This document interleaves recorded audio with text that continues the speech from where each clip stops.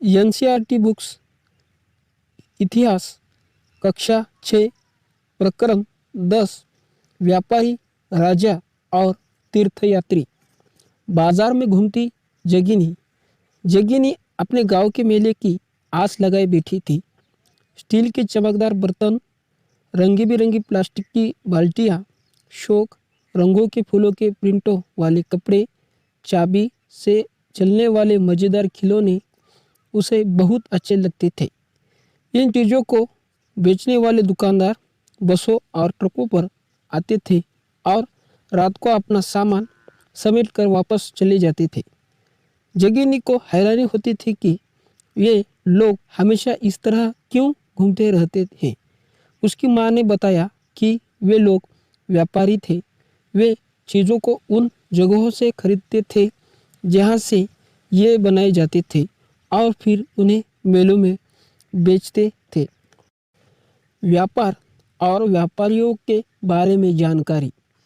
अध्याय 9 में तुमने उत्तर के काले पॉलिश वाले बर्तनों के बारे में पढ़ा है।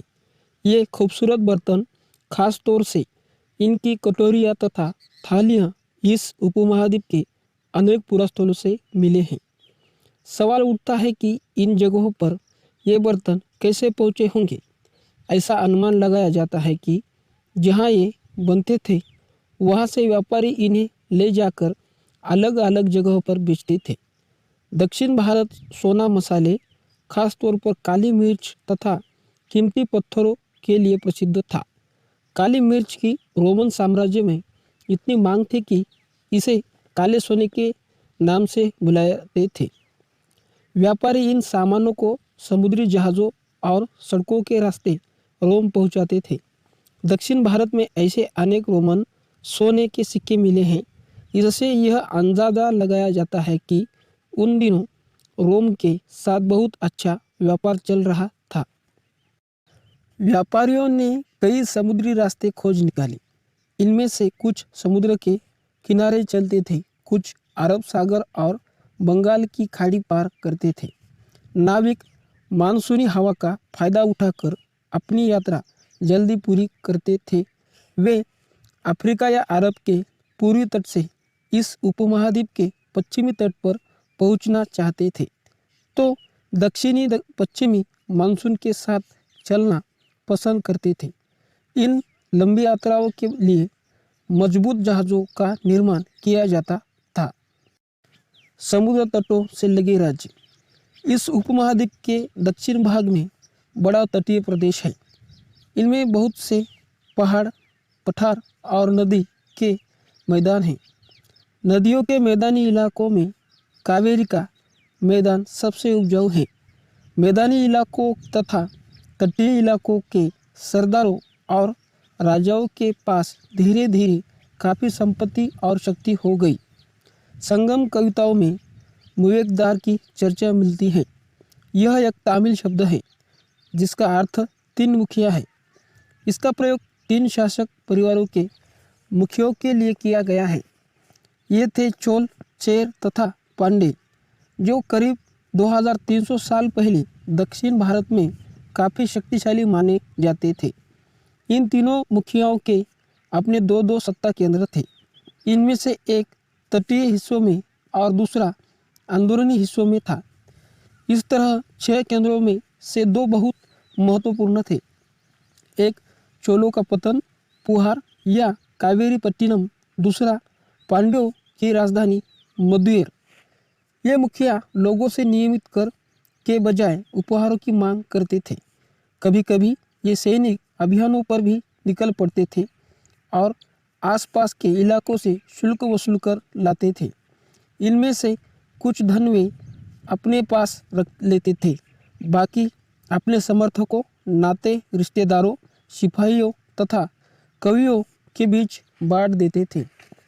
अनेक संगम कवियों ने उन मुखियाओं की प्रशंसा में कविताएं लिखी हैं, जो उन्हें कीमती जवाहरात, सोने, घोड़े, हाथी, रथ या सुंदर कपड़े दिया करते थे। इसके लगभग 200 वर्षों के बाद पश्चिम भारत में सातवाहक नामक राजवंश का प्रभाव पड़ गया। सातवाहनों का सबसे प्रमुख राजा गौतमी पुत्र श्री सातकर्णी था।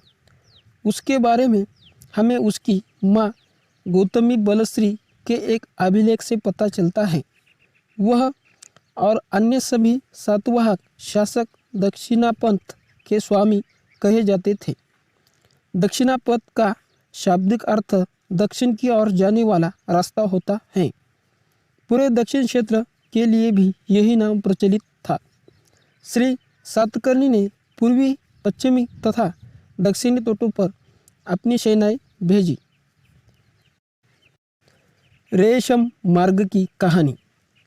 कीमती चमकीले रंग और चिकनी मुलायम बनावट की वजह से रेशमी कपड़े अधिकांश समाज में बहुमूल्य माने जाते हैं। रेशमी कपड़ा तैयार करना एक जटिल प्रक्रिया है। रेशम के कीड़े से कच्चा रेशम निकालकर सूत कताई होती है और फिर उससे कपड़ा बुना जाता है। रेशम बनाने की तकनीक का आविष्कार सबसे पहले चीन में करीब 7000 साल पहले हुआ। इस तकनीक को उन्होंने हजारों साल तक बाकी दुनिया से छुपाए रखा, पर चीन से पैदल घोड़ों या ऊँटों पर कुछ लोग दूर दूर की जगहों पर जाते थे और अपने साथ रेशमी कपड़े भी ले जाते थे। जिस रास्ते से ये लोग यात्रा करते थे वह रेशम मार्ग के नाम से प्रसिद्ध हो गया। कभी कभी चीन के शासक ईरान और पश्चिमी एशिया के शासकों को उपहार के तौर पर रेशमी कपड़े भेजते थे। यहाँ से रेशम के बारे में जानकारी और पश्चिम की ओर फैल गई। करीब 2000 साल पहले रोम के शासकों और धनी लोगों के बीच रेशमी कपड़े पहनना एक फैशन बन गया। इसकी कीमत बहुत ही ज़्यादा थी क्योंकि चीन से इसे लाने में दुर्गम पहाड़ी और रेगिस्तानी रास्तों से होकर जाना पड़ता था। यही नहीं, रास्ते के आसपास रहने वाले लोग व्यापारियों से यात्रा भी शुल्क भी मांगते थे। इसमें सिल्क रूट तथा उसकी शाखाओं को दिखाया गया है। कुछ शासक इसके बड़े बड़े हिस्सों पर अपना नियंत्रण करना चाहते थे क्योंकि इस रास्ते पर यात्रा कर रहे व्यापारियों से उन्हें कर, शुल्क तथा तोपों के जरिए लाभ मिलता था। इसके बदले ये शासक इन व्यापारियों को अपने राज्य से गुजरते वक्त लुटेरों के आक्रमणों से सुरक्षा देते थे। सिल्क रूट पर नियंत्रण रखने वाले शासकों में से सबसे प्रसिद्ध कुषाण थे। करीब 2000 साल पहले मध्य एशिया तथा पश्चिम उत्तर भारत पर इनका शासन था। पेशावर और मथुरा इनके दो मुख्य शक्तिशाली केंद्र थे। तक्षशिला भी इनके ही राज्य का हिस्सा था। इनके शासनकाल में ही सिल्क रूट की एक शाखा मध्य एशिया से होकर सिंधु नदी के मुहाने के पत्तनों तक जाती थी। फिर जहाँ से जहाज़ों द्वारा से रेशम पश्चिम की ओर रोमन साम्राज्य तक पहुँचता था। इस उपमहाद्वीप में सबसे पहले सोने के सिक्के जारी करने वाले शासकों में कुषाण थे। सिल्क रूट पर यात्रा करने वाले व्यापारी इनका उपयोग किया करते थे। बौद्ध धर्म का प्रसार। कुषाणों का सबसे प्रसिद्ध राजा कनिष्क था। उसने करीब 1900 साल पहले शासन किया। उसने एक बौद्ध परिषद का गठन किया जिसमें एकत्र होकर विद्वान महत्वपूर्ण विषयों पर विचार विमर्श करते थे। बुद्ध की जीवनी, बुद्ध चरित्र के रचनाकार कवि अश्वघोष कनिष्क के दरबार में रहते थे। अश्वघोष तथा अन्य बौद्ध विद्वानों ने अब संस्कृत में लिखना शुरू कर लिया था। इस समय बौद्ध धर्म की एक नई धारा महायान का विकास हुआ। इसकी दो मुख्य विशेषताएं थी। पहले, मूर्तियों में बुद्ध की उपस्थिति सिर्फ कुछ संकेतों के माध्यम से दर्शाई जाती थी। मिसाल के तौर पर उनकी निर्वाण प्राप्ति को पीपल के पेड़ की मूर्ति द्वारा दर्शाया जाता था, पर अब बुद्ध की प्रतिमाएं बनाई जाने लगी। इनमें से अधिकांश मथुरा में तो कुछ तक्षशिला में बनाई जाने लगी। दूसरा परिवर्तन बोधिसत्व में आस्था को रख के कर आया। बोधिसत्व उन्हें कहते हैं जो ज्ञान प्राप्ति के बाद एकांतवास करते हुए ध्यान साधना कर सकते थे, लेकिन ऐसा करने के बजाय वे लोगों को शिक्षा देने और मदद करने के लिए सांसारिक परिवेश में ही रहना ठीक समझने लगे। धीरे धीरे बोधिसत्व की पूजा काफ़ी लोकप्रिय हो गई और पूरे मध्य एशिया, चीन और बाद में कोरिया तथा जापान में भी फैल गई। बौद्ध धर्म का प्रसार पश्चिमी और दक्षिणी भारत में हुआ, जहाँ बौद्ध भिक्षुओं के रहने के लिए पहाड़ में दर्जनों गुफाएं खोदी गई।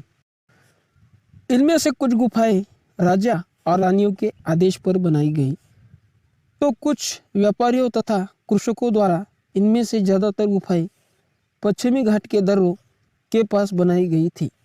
दक्कन के शहरों और तटों के समृद्ध बंदरगाहों और इन्हें जोड़ने वाली सड़कें भी इन्हीं दरों से होकर गुजरती थी।